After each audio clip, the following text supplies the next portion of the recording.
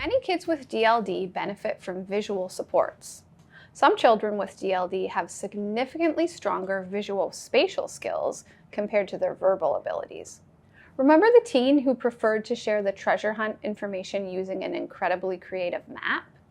If that same teen was also required to write a story insert, they could draw their map first and then use their map as a basis to continually refer to in order to help them write that story.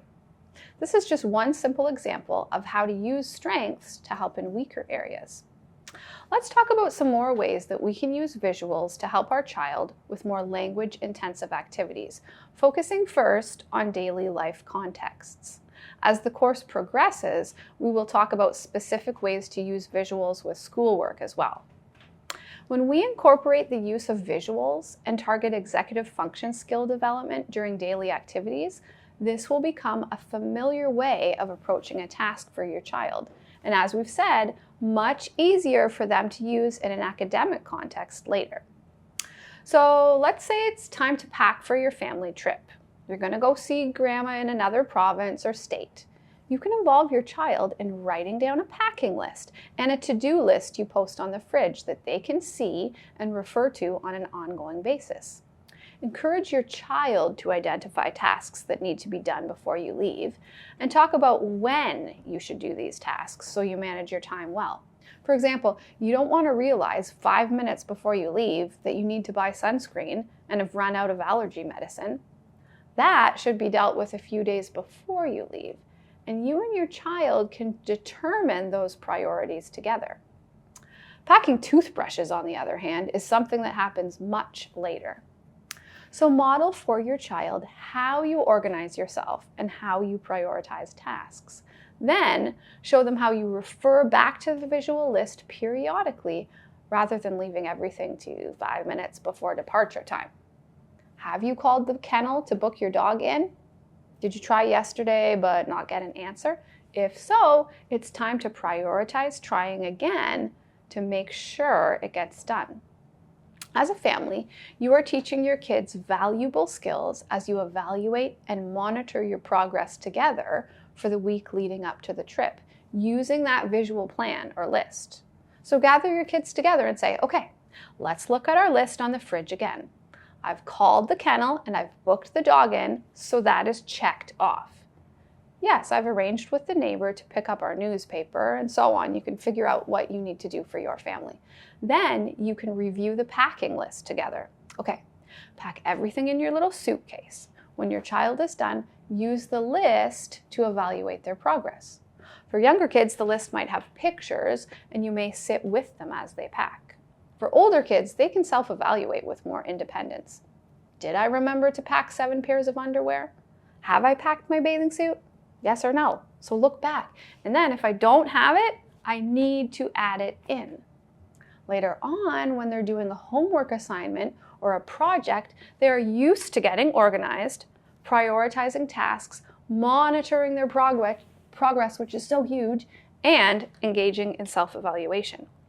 Then a child can confidently say to themselves, sometimes I'm forgetful and don't have the things I need, but I know I'm not going to show up and have only 1 pair of clean underwear and no bathing suit because I went through my list and I double-checked.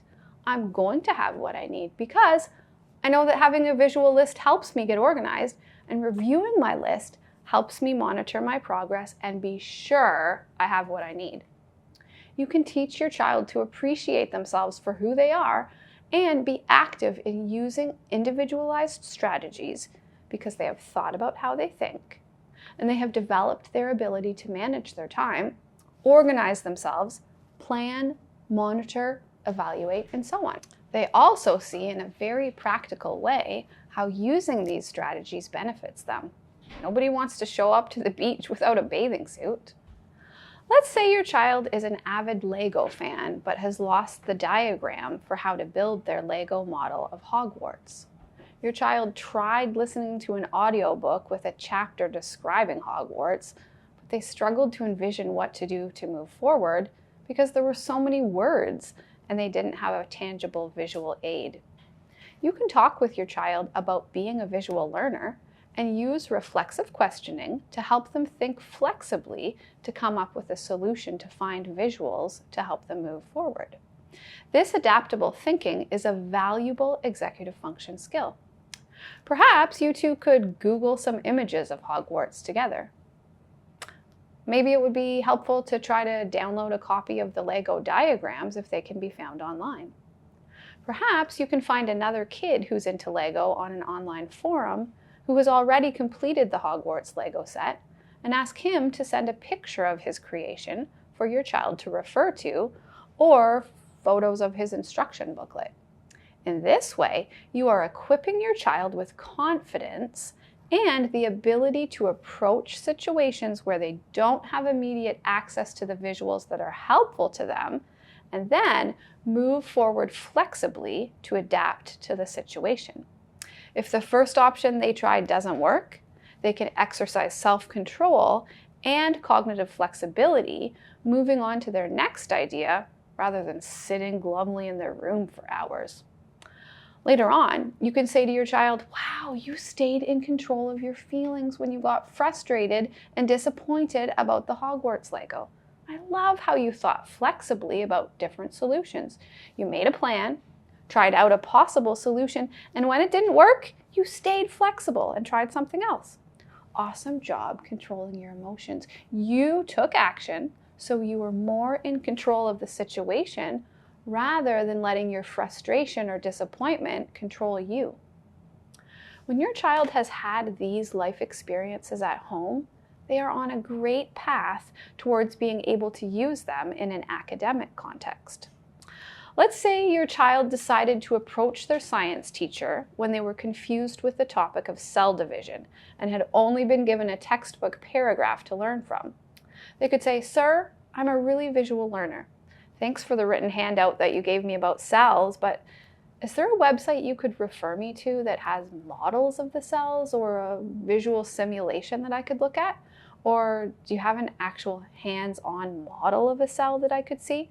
Because that really helps me learn better than just reading the paragraphs in the handout, and I really want to grasp these concepts." This type of approach would likely impress the teacher and help the child achieve their goals because they are taking such an active role in their own learning by advocating for themselves. Here's another example of how visuals can be helpful to your child. Let's say your child loves gardening and wants to research an issue with a certain grub they have found in their soil that is causing problems. I would first have a brief conversation with your child about what they already know about grubs and gardening to activate their prior knowledge. Then, I would suggest using a resource like Kids Britannica online. Locate the article about the grub together, but before reading the information, talk about what you see and what jumps right out at you when you look at this article. There's usually the main title of the article, and then there are subheadings. Before you read anything else, just look at the different headings. And now you have a bit of a framework and understanding of what you're going to be learning about, what the different sections are, and where you need to look to find the information that you need. Look at the diagrams too. Sometimes there are photos with captions. And look at bolded words. Those are the key words. And sometimes there are definitions right there. It can be really helpful to review all of that stuff before even starting to read the body of the article. If you go through all of that visual information first, your child is then primed to absorb as much as possible. What may have been a totally overwhelming number of words before, now becomes that much easier for your child to digest. You've already activated a lot of their prior knowledge, and you've given them that basic organizational framework and reviewed essential vocabulary words, so then it can be so much easier for them to comprehend the information despite the length of the article. This makes challenges with complex grammar, vocabulary, or even the reading itself a bit more manageable, and your child is much more likely to try their best instead of giving up before they've even started to read the body of the article.